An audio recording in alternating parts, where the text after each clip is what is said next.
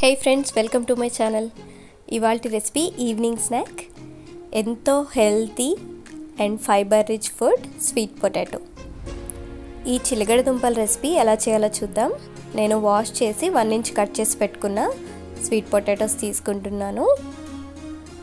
చూడండి, ఇక్కడ నేను 250 గ్రామ్స్ ఆఫ్ చిలగడ దుంపల్ని తీసుకుంటున్నాను. కడాయిలోకి వేసుకొని అన్నీ ఒకదాని మీద ఒకటి లేకుండా ఈవెన్గా స్ప్రెడ్ చేసుకోండి. చూడండి, నేను ఇలా మొత్తం అంతా సర్దేస్తున్నాను.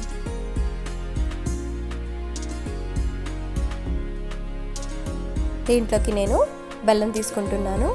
80 to 100 గ్రామ్స్ ఆఫ్ బెల్లాన్ని యాడ్ చేసుకోండి. మీరు చక్కెర కూడా వాడుకోవచ్చు.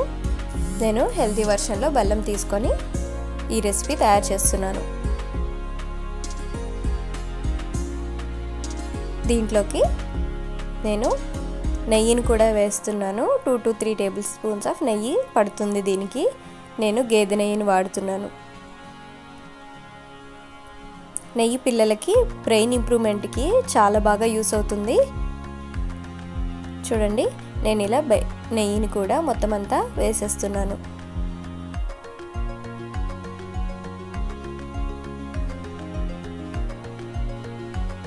ఇలా వేసుకున్న తర్వాత దీనిపైకి నేను ఒక ప్లేట్ని తీసుకుంటున్నాను.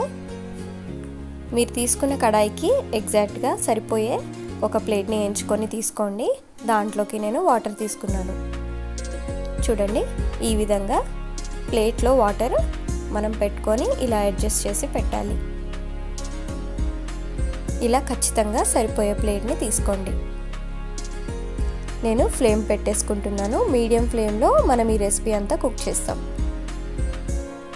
ఈ వాటర్లోంచి వచ్చే వేపర్ ఒక్కొక్క డ్రాప్ లాగా కింద కడాయిలోకి వచ్చేస్తుంది. చూడండి, 10 నిమిషాల తర్వాత చెక్ చేసుకుంటే నాకు ఇలా తయారైంది.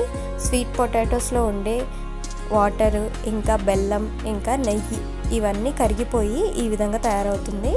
చూడండి, ఇలా కరిగిన తర్వాత 2 నుంచి 3 నిమిషాలు చక్కగా కలిపేసుకోండి.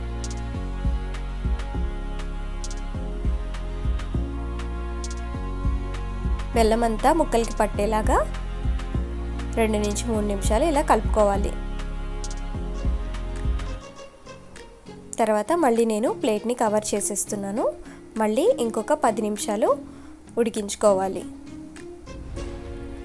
10 నిమిషాల తర్వాత చూడండి, ఈ స్టేజ్లో మీరు స్పూన్ కానీ ఫోక్తో ఒకసారి చెక్ చేసుకోండి. ఇలా ఉడికిపోవాలి పీసెస్ అన్నీ. తర్వాత స్టవ్ ఆపేసి దించేసుకొని సర్వ్ చేసుకోండి. ఎంతో టేస్టీ స్వీట్ పొటాటో తయారైపోయింది.